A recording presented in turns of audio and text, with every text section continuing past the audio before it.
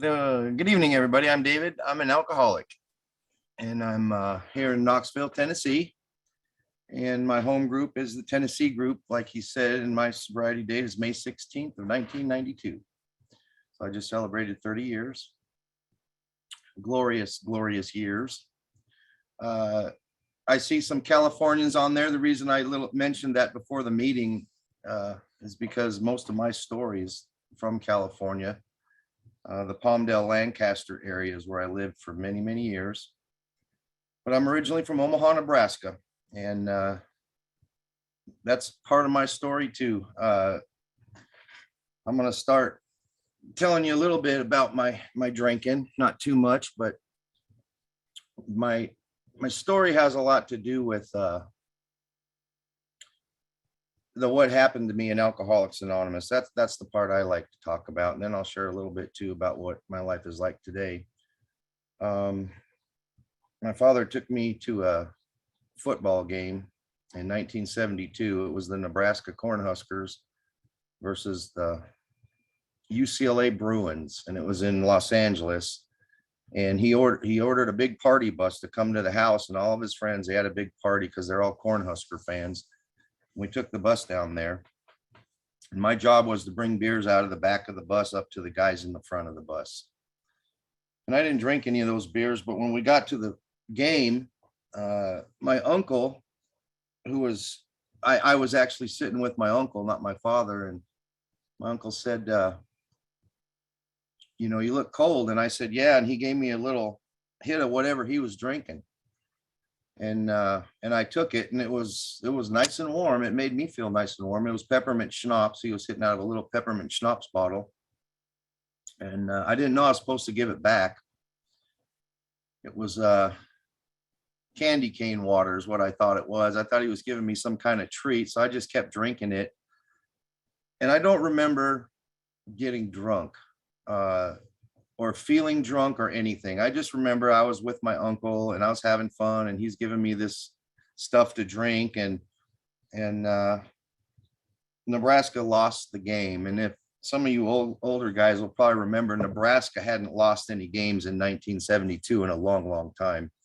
And they got beat that night. And so my dad and my uncle are walking me back through the Coliseum, and a couple of guys were making fun of them, and they all stepped into the restroom, and I was told to sit outside and wait, and I could hear them in there fighting. And my dad and my uncle come out, and they had a little blood dripping from their nose and their lip and whatnot, and pulling that, oh, you should have seen the other guy bit. And apparently they got into it in there. But what I remember is my uncle took me in one hand and my father took me in the other hand, and we walked down through that stadium, and people, it was like the parting of the Red Sea. People just got out of the way because most of the people knew what was going on in that bathroom. And I felt loved and protected. And it was my dad and my uncle, and we walked all the way out to that bus, and felt great the whole time. And when we got back to the house, all the drunks just piled out of that bus and landed in a big pile in the front yard. I was 8 years old, and I thought they were playing dog pile. So I jumped on the middle of the pile. I just thought it was a game they was playing. And then my mother come out, and she says, David's been drinking. David's drunk. And my dad said, no, that can't be. I was with him all night, but he didn't know about my uncle. So anyway, after that, my dad started taking me with him on jobs. He was a plumber, and we would go plumb all day long, and I would get a little bit of money to carry his wrenches and wind up his extension cords. And afterwards, we'd go to the bar, and it was so much fun because all the girls that were there would pinch my cheek and say, what a cute kid, and give me a quarter for the pool table. I'd get a Roy Rogers or a Shirley Temple, and I would sit there and I would play pool with these ladies. And my dad would sit at the bar with his friends, and we'd sit there for a couple hours, and I had the time of my life. I loved everything about it. And I learned pretty early on that if I snuck a couple of their drinks when they ran off to the bathroom, it was like the same kind of stuff my uncle gave me that night.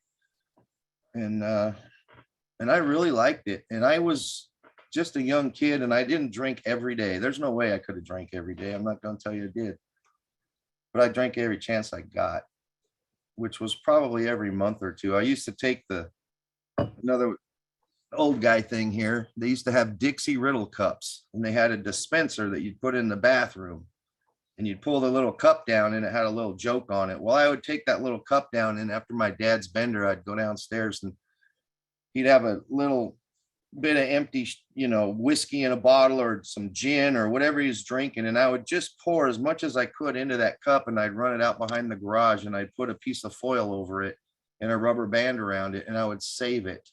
I would put it out in the backyard until that opportune time came to when I could go slam that stuff down and ride my bike down to the park. And there was a little jump that went over the creek, and there was a little kid's jump and a big kid's jump. And when I had that booze, boy, I'd take the big kid's jump, and I'd crash my bike every time.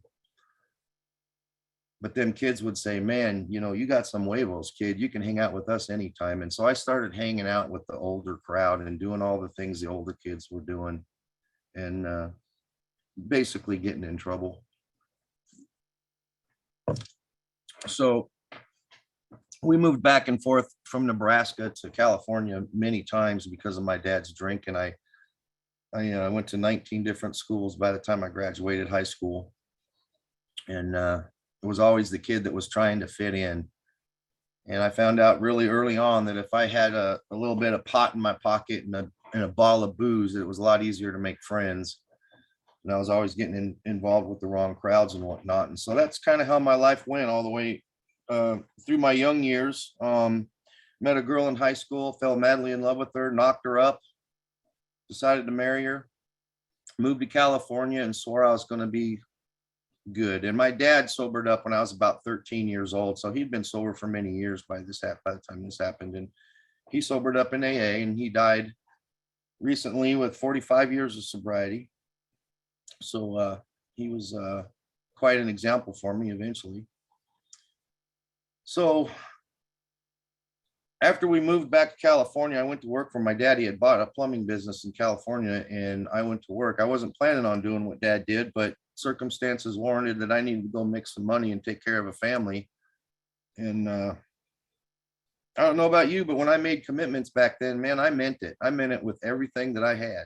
I was going to be a good husband and a good father and do all those things that we're supposed to do. And I had every intention of doing that. But it didn't take me long to find that crowd again.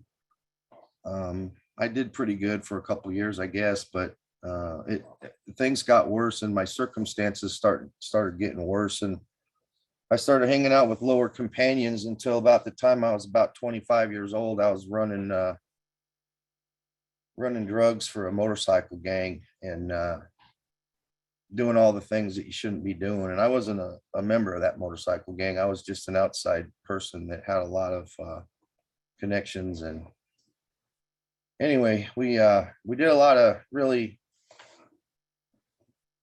heinous things. It was a lifestyle that I wanted to be involved in until I didn't want to be involved in it anymore, because I wasn't raised that way, and I didn't consider myself that kind of a person. And I found myself in a world that I didn't know how to behave anymore. And the only solution for me was to just keep drinking. And I was a whiskey drinker.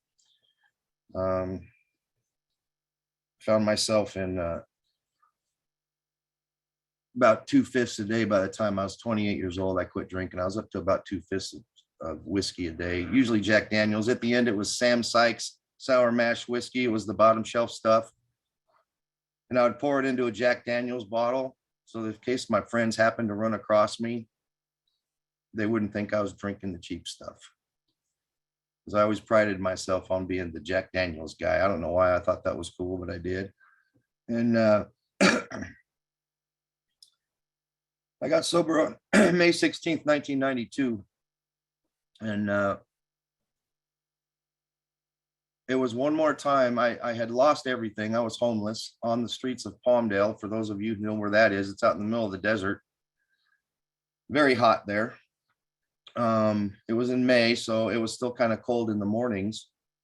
my day consisted of usually going through dumpsters around town, trying to find enough aluminum can money to get a bottle of booze and maybe feed my kids a little something. I had my kids not because I was a great dad, but because I told my wife if she ever tried to take them from me one more time, I was going to kill her. And she believed it. And I don't think I actually would have done that, but I needed her to believe it. And so I made sure she believed it. And so here I am running around the streets. The only thing I had left was my car and the clothes that we had inside the trunk of the car. And it was like that for several months. And I was blacking out almost a daily basis, not every day, but I would usually drink enough to get me pretty wasted, and to the point where I couldn't really function like I should. And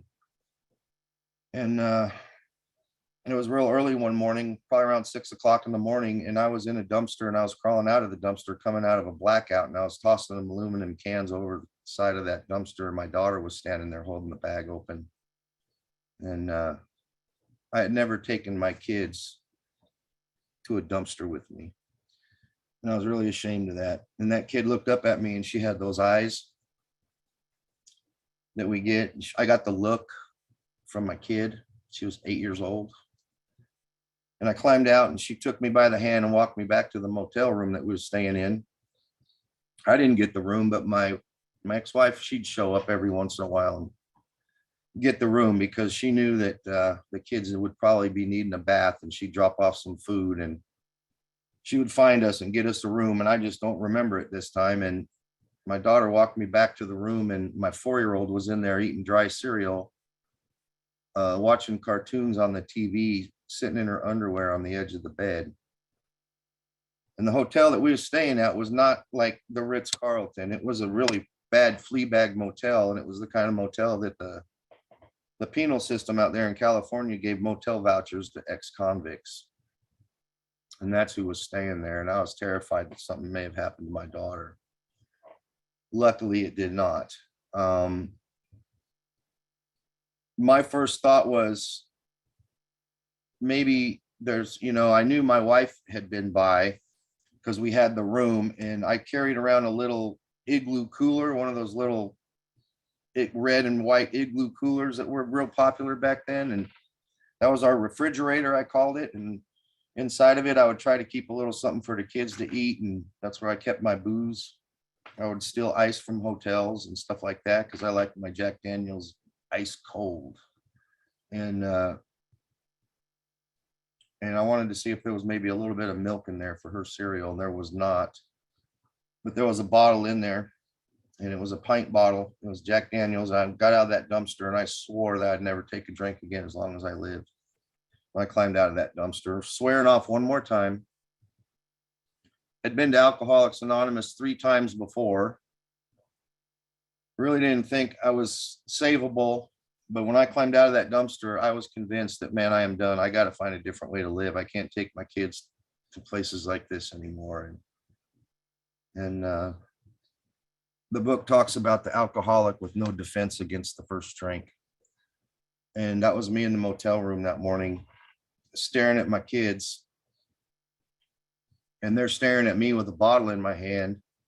I don't want to drink it, but I convinced myself if I just had a little bit that I could take the edge off and things would probably be okay, and I'll figure out something better today. And those kids were watching me about 15 minutes later as I'm slamming the rest of that bottle and sticking my tongue up in the bottle, trying to get the last of it out of there.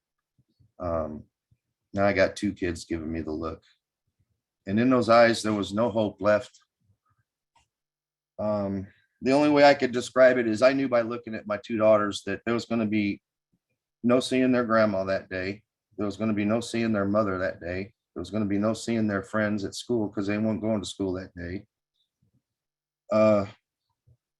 There was nothing left for them. Their eyes were hopeless. They just knew that it was going to be another day like that.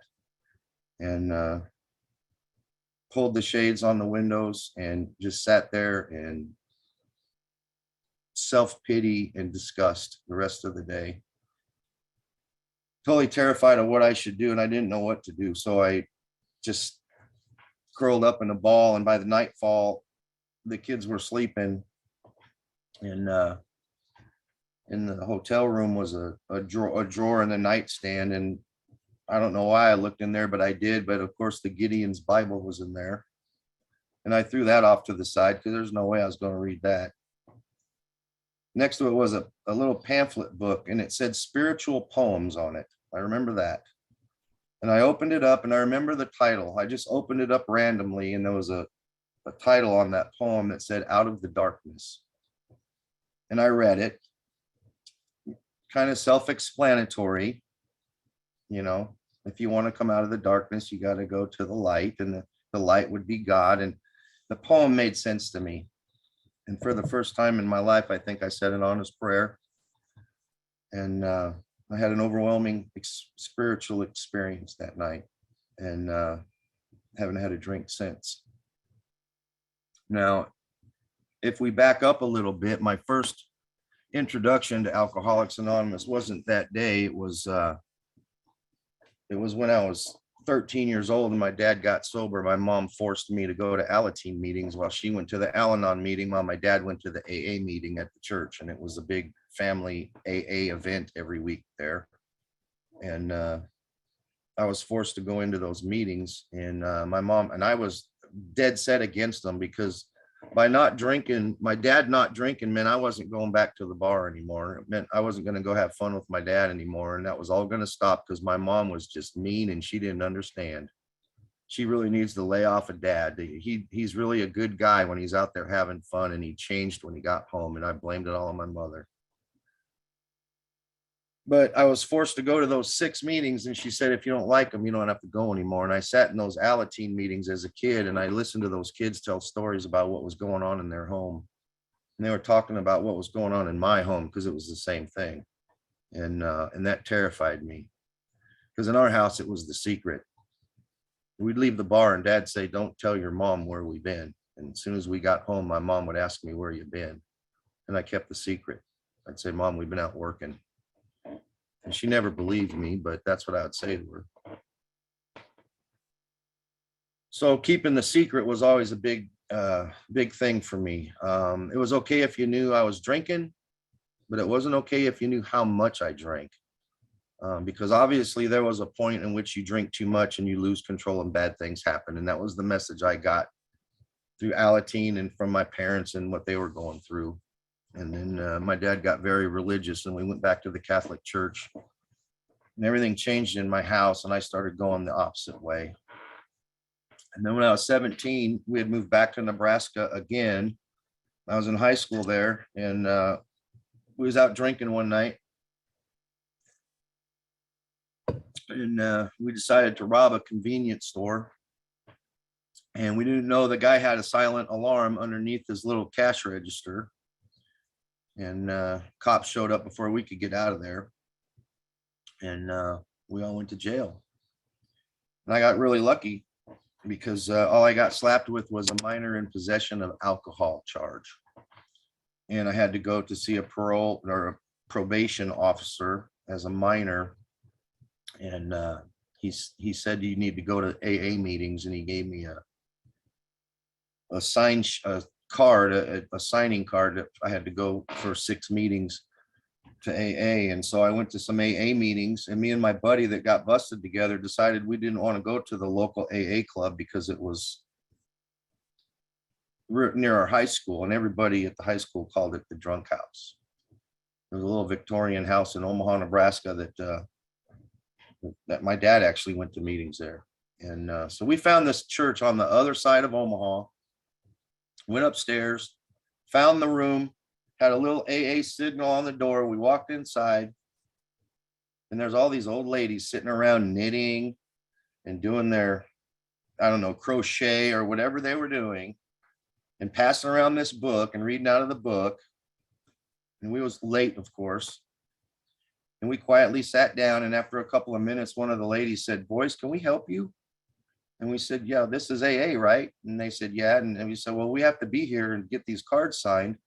And they said, well, this is a women's big book study, and you can't stay. And so they signed our cards, and we left. And as we're walking out the door, the one lady said to the other lady, "Those boys are too young to be alcoholic." And as we're walking down the hall, I asked my friend, I said, "Did you hear what she said?" And he said, "Yeah." And I said, "I think she's right. We're too young to be alcoholics." I don't think that this is really that good. They're just trying to teach us a lesson, you know. And so anyway, that night we went out into the cornfields. We went and got some beer and went out to the cornfields and got drunk that night. And we went back to that meeting every week. And we walked in there and those ladies would sign our cards and we would leave. And we never went to a meeting, but we got our cards signed. I got my problems with the law all figured out. And they let me go. And that was that. And later on, being that I was so resentful at Alcoholics Anonymous because they made my dad into a like the pontiff, you know, he was like the Pope in our family. He was very Catholic and very religious.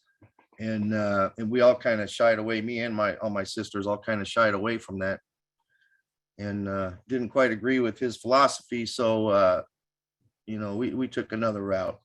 And my mom knew I was having problems. I was having marital problems. I was having problems at work. Oh, my whole life was starting to fall apart. And I was about 23 years old, 24 years old. And she said, "David, I know you don't want to go to AA, but I know this guy, he's a drug counselor. And he's a drug and alcohol counselor. And he's a licensed psychotherapist, all that stuff, right?" And so one more time, I'm in some guy's office that don't know me, wanting to know all about me. And it was typical psychiatrist setting where he says, you know, "Hey, lay down on the couch, make yourself comfortable. You know, tell me about your childhood," because he knew my parents from the program. He had 10 years of sobriety. His name was Bert.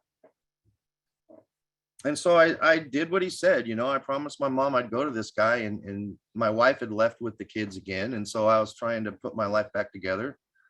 And Bert says, "Tell me about your childhood." And I did. And I told him some of the things about my dad's drinking, and he focused in on my dad's drinking right away.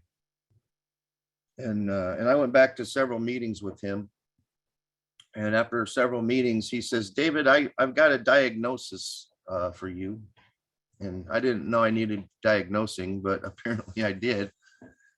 And he said, "I think you're an adult child of an alcoholic. And there are meetings for adult children of alcoholics." And I did not know that. And he says, "I want you to go there." And he says, "I want you to attend 6 meetings." And at this point, I'm thinking 6 must be the magic number in these programs because they're all telling me I got to go to 6 of them, you know. So I'm thinking, you know, maybe I'll get it here at this place, right? And, you know, he's asking me about my dad and my dad's drinking, and he never really asked me very much about mine. And I honed in on that, and I lied to this guy, and I made him believe that all the problems that I had was because of my dad and my mother and all that AA stuff, and just milked it because that's what we do. So I started going to ACA meetings, and I'll tell you what, guys, I've never met a more screwed up bunch of people in my life. I walked out of that meeting and I went, oh my God. We would have a meeting and they would all tell about all the horrible things and how traumatized they were by alcoholism in their family. We'd walk out to the parking lot after the meeting and they'd look at each other and say, "Hey, so let's go to the Mexican restaurant, get some margaritas." And I'd be like, "Are you kidding me? You just told me about this horrible stuff." So I went back every week for 6 weeks, like Bert asked me to, and I stayed sober for those 6 weeks.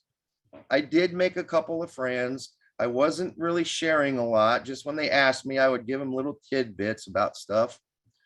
And I did my penance. I did 6 meetings again. And Bert was really proud of me. My mom was really proud of me. And I called that wife up who took the kids back to Nebraska. And I said, "Honey, I've been going to these meetings, ACA meetings. Man, I'm telling you, everything's different, man. They're adult children of alcoholics. And I'm understanding a lot more about what happened to me. And it's all my dad's fault." And she bought it hook, line, and sinker. And she come back with those kids. And it probably wasn't very long before I was drinking again, probably within a month. And I was 25 at that time, and I was I started drinking, and it was a 3.5 year run where I was doing all that horrible stuff I was telling you guys about, and landing up in places I shouldn't be and with people I shouldn't be with, and feeling something way different than the way they acted. That's the only way I could describe it. I did not belong there, just like I never belonged anywhere else in my life. I didn't know what to do, and I just decided to drink. And I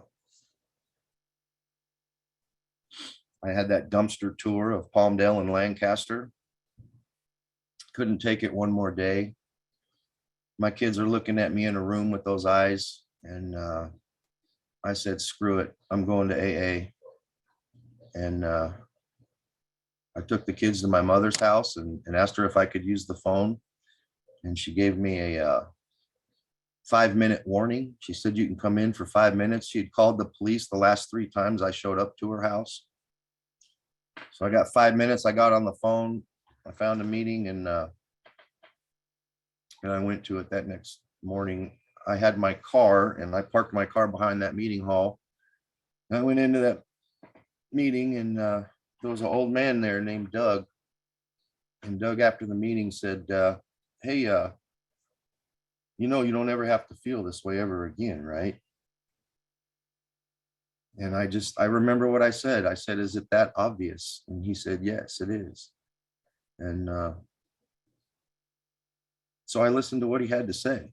That was a 9 o'clock meeting. The meetings are an hour and a half there. And so at 10:30, he's telling me that stuff. By noon, there was another meeting starting. And he says, hey, the meeting's going to start. Why don't we get a cup of coffee and sit down for the next meeting? What I didn't know is he was a painting contractor. I learned this later, that he had jobs lined up for that day, and he canceled everything that he had going that day so that he could sit with me until that noon meeting, because he knew I wouldn't make it. There was a liquor store right across the street, and I didn't think I was going to make it either. I spent the night in my car that night, and I did okay, probably because I had about 14 gallons of coffee, because I went to the 6 o'clock meeting that night and the 8 o'clock meeting that night.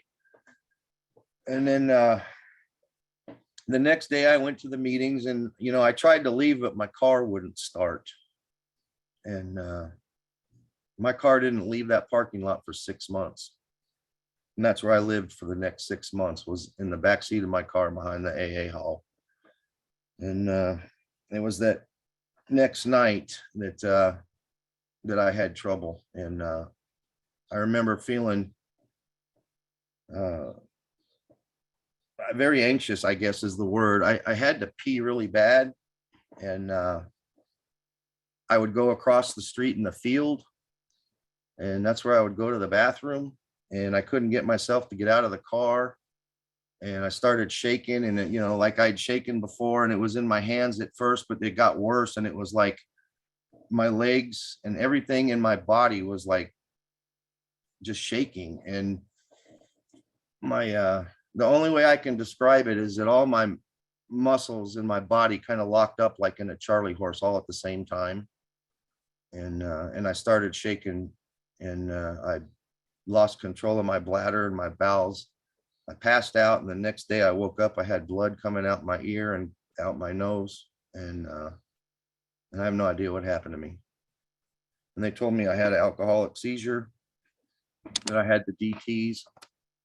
And you know how AA guys are, you know, I'm behind the meeting hall in my car, and the 9 o'clock meeting's coming up, and they're knocking on my window saying, hey, Dave, come on in. The coffee's hot. We're going to have a meeting. And I'm like, no, man, no, I ain't going in there.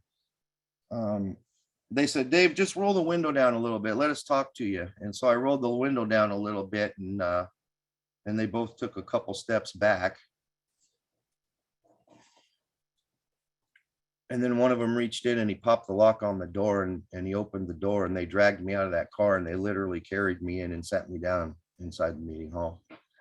And they said, when's the last time you had something to eat, Dave? And I couldn't answer them. And they went across the street to that liquor store, and they got a donut, and they brought it back and literally cut it up into pieces and said, now chew this, Dave. Just open your mouth. Just chew this. Okay. And they got me a cup of coffee, and I was stinking so bad. And You know what happened that day is one of them was on one side of me and the other one was on the other side of me.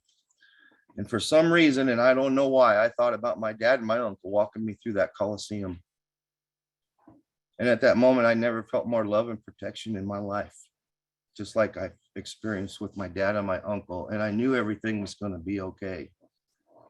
And I don't know why, but that's what I thought about that day.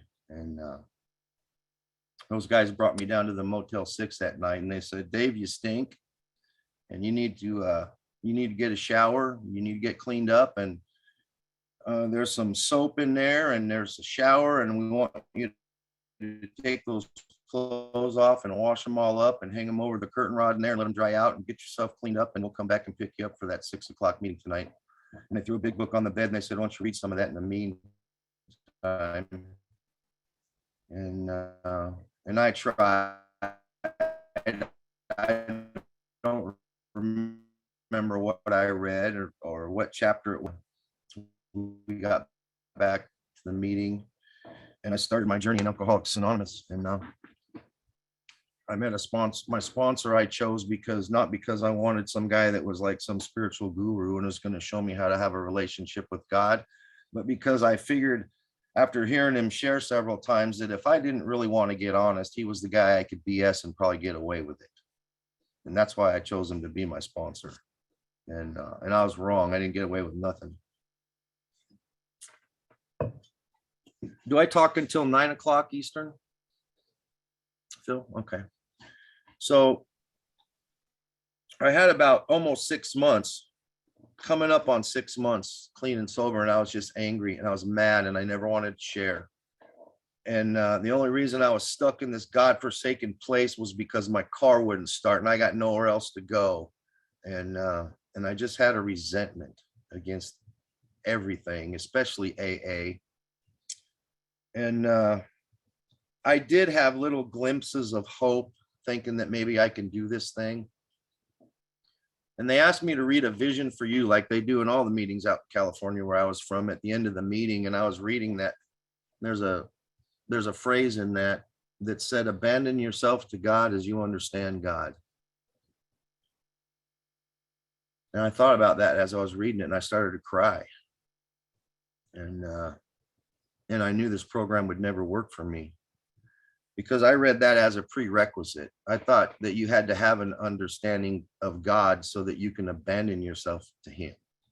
And I didn't understand God, and therefore it wouldn't work for me. And I was just heartbroken. I mean, I was in one of those moments where I had a little bit of hope and I thought maybe this might work for me. And now it's not going to work because I really didn't understand much about God. So my sponsor sat me down. He started talking to me about it. And it was easy enough to admit I was an alcoholic. And he sat me down and reread the doctor's opinion and the prefaces. And we did all that stuff. And we got to step 2. And that's where it got real for me, because I had a conception of God that I was mostly made up in my head. He asked me to go home at night and write my conception down on a piece of paper. And so I did that. And in true fashion, Dennis said, bring it back to me tomorrow night at the meeting. He'd always tell me that so I'd see him at the meeting. And so I did, and I worked really hard on it. You know, being raised a good Catholic, of course, the Catholic doctrine's that thick, and this is going to take me all night long. And I'm thinking, Jesus, I can't do this in one night. And he said, well, just be honest about it. And when I thought about what he said and I was honest about it, I didn't know jack. I didn't know anything. I learned what little I learned in catechism when I didn't skip the catechism classes. A couple of things I heard from church. My parents were never really all that godly and taught me anything about spiritual things. And then when my dad finally got sober, I was off and run, didn't want nothing to do with his new way of life. So honestly, I didn't know much. And I took it back to him the next day. I was proud of it, though. I got a couple pages of stuff written down there. And I handed it to him, and he ripped it up and he threw it in the trash. And he said, Dave, that God hasn't worked for you in a long time. I suggest you get a new one. He didn't even read it. And he says, I want you to go home tonight and I want you to write down everything that you think God might be. everything that you might want them to be. And he says, I'm not going to tell you what to write on that piece of paper, but I have a suggestion. He says, maybe you should put on that paper that God can keep you sober when you don't want to be. And I thought that was a good suggestion. So I wrote that on the top of that paper, and I wrote some other things down on that paper. And it was very simple. And I took it back to him the next night at the meeting. He didn't read it.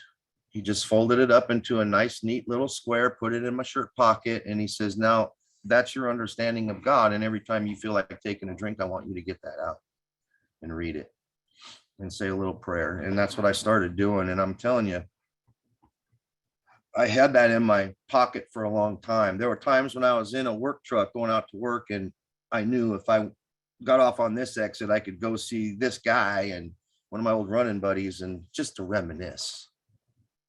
And thinking maybe that's not a good idea. And I pulled over on the side of the road, got my tire jack out, made it look like I was changing a tire on the side of the road so I could get down on my knees, because I was embarrassed to pray on my knees. And he said I had to do it on my knees. And that's what I did on the side of the road. But what I was really doing is reading that piece of paper and telling God, help me make some sense out of this. I really don't, maybe I shouldn't go to this guy's house, and I was able to drive on down the road. Another time I was in the store and I found myself in the liquor aisle, not meaning to, I just found myself there, and I got overwhelmed with the urge to drink. And I pulled that paper out of my pocket and got down on my knees and made it look like I was looking for like the mixers on the bottom shelf. Actually pulled some of the bottles out and was like reading the labels and stuff, made it look like I was, doing something there. But what I was really doing is praying, God, get me out of here. And I stood up and I walked out, and I'd never had the power to do that kind of stuff before. So something was starting to work for me. Now, if I fast forward a couple of years, I got custody of my children when I was about 10 months sober. And my wife and I tried to reconcile a couple of times, but it never worked. She was into some methamphetamines, and she got sober about 5 years after I did, but it was too much damage, by that time. We just couldn't make it work out. I ended up with custody of those kids, and not because I was the better parent, trust me.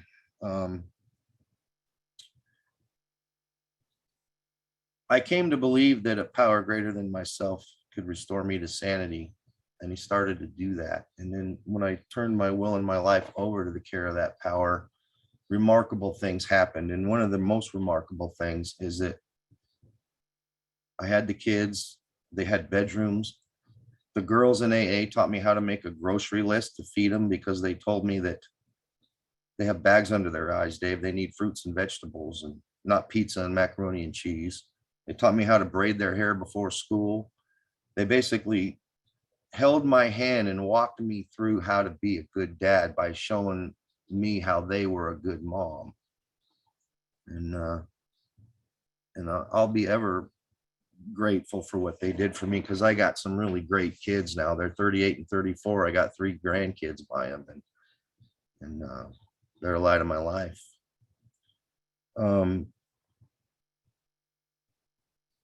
I had a washer and dryer, and out in that washer and dryer, I was doing some laundry that night, and I went out there, taking the clothes out of the laundry and putting it in the dryer, and there's little specks of paper all over the inside of the dryer. And my conception of God that had graduated from my pocket to my wallet, still had it, was my wallet was left in my pants is what happened. And that piece of paper got washed and it was gone. And I knew exactly what it was. And my first thought was, oh man, now what? And then my second thought came out of nowhere was, you don't need a piece of paper anymore. Something happened by the time that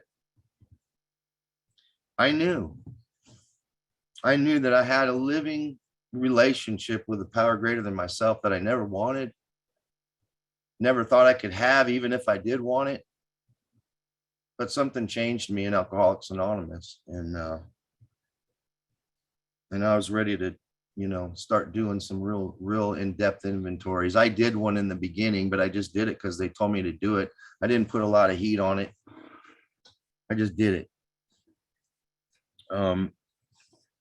But since then I've done, so I was really into AA after that. I really wanted what you guys had to offer at Alcoholics Anonymous, because all I could see was growth. And not just in me, the relationship that I had with my parents, the relationship that I had with my employers, the relationship I had with my children. Everything started to change for me, and it was all good. And I'm going to wrap up my story. I got about 5 minutes left. I'm going to tell you a story about, to me, what the essence of Alcoholics Anonymous is, because God taught me a really powerful lesson. They said, Dave, you need to be of service in Alcoholics Anonymous. And I'm living out behind the open door, which we affectionately called the open sore, by the way. It was a place where all the hobos off the train would get off in the desert, and they'd come there and they'd get coffee and donuts, and then they'd leave. And every once in a while, one of them would stay sober. It was a real street people kind of an AA club. And they said, you need to be of service in Alcoholics Anonymous. And I didn't really know what they meant. And they said, why don't you talk to Ike? Ike's the one that kind of formed this place. He had about 40 years of sobriety at the time. So I said, all right, I'll talk to Ike. And I went over there and said, Ike, they tell me I need to be of service. What can I do? What do I need to be doing? And he said, well, David, he says, the place is always dirty. We could use some help cleaning it up every now and then. He says, why don't you show up on Sunday and we'll mop the floors? So I said, okay. And I showed up to the Sunday morning meeting. He said, we'll do it after the meeting. And I didn't show up to the meeting. It was after the meeting and everyone's starting to leave, and I didn't show up. So I thought I was off the hook. I walked inside to go to the bathroom, and there's a guy in the corner filling up the mop bucket. And he said, can I help you? And I said, yeah, Ike told me to meet him down here and we was going to mop the floors today. And so the guy handed me the mop and he walked out. And so I did what I said I was going to do. I mopped the floors. And I cleaned off the tables and the ashtrays and the coffee cups. You're waiting for the floor to dry. You move all the tables to one side and mop, and then you move them back to the other side and mop. And it took like half the dang day. So I had a lot of extra time. So I started doing all that other cleaning stuff, and it looked pretty good, and then that meeting come on at 6 o'clock that night. And I was at that meeting, and then some drunk gets a cup of coffee. He's walking across the room and he's spilling coffee all over my floor. And I grabbed the paper towels and I run over there and I'm wiping up the coffee and I'm pointing at him, you SOB, I worked all day on this floor and blah, blah, blah, blah. And one of the gals said, he's right. David worked hard. That looks good. And several of the members thanked me for the job that I did. And I liked that. So I was at every meeting anyway. And so I would stand in the back of the room, kind of standing up like this. I became like the mop police in that group, and just daring somebody to spill coffee on my floor. And I did that for a long time, and probably close to a year or so. And in the meantime, what happened while I was mopping them floors is they said, hey, we're having an AA picnic this weekend, David, would you like to come? And I'd say, I don't know about that. I don't have nothing to bring. Well, you got your kids this weekend. Why don't you bring the kids out there? They could feed the ducks. And the kids would leave the picnic and they'd say, Daddy, we had so much fun. They're playing with all the other little alcoholic kids. And then they'd say, why don't you come to Denny's with us, after the meeting? And I'd say, I don't have any money for Denny's. And no, we'll buy you a piece of pie, Dave. We just want you to be there. So I'd go to Denny's after the meeting and I'd have pie and coffee and I'd listen to them old timer stories. And I felt a little bit more a part of. And I became a member of Alcoholics Anonymous by mopping that floor. I became a part of that group. And lo and behold, several months later down the road, this guy comes in Sunday morning after the meeting. And I said, can I help you? And he said, yeah, Ike told me to come in and mop the floor on Sunday. So I handed him the mop and I walked out. Because I knew that guy needed the same chance that I got to know what it's like to be a member of Alcoholics Anonymous. That's the only way to do it.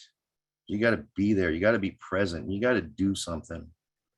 And I don't know why. I didn't really understand why I just gave him the mop and walked out, but I did. And as I was walking away, I just knew that stuff instinctively.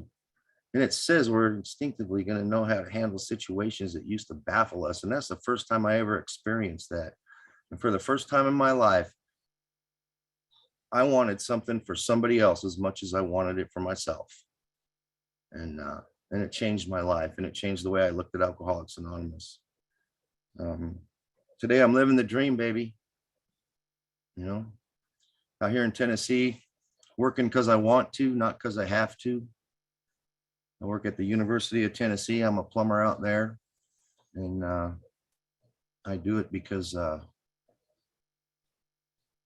there's some guys down there that need to hear what I have to say.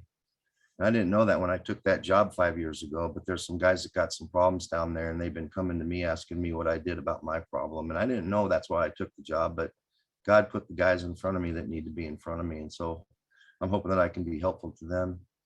And I hope you all enjoyed my talk, and hope you got something out of it. Meeting's over. I gotta go. Thank you.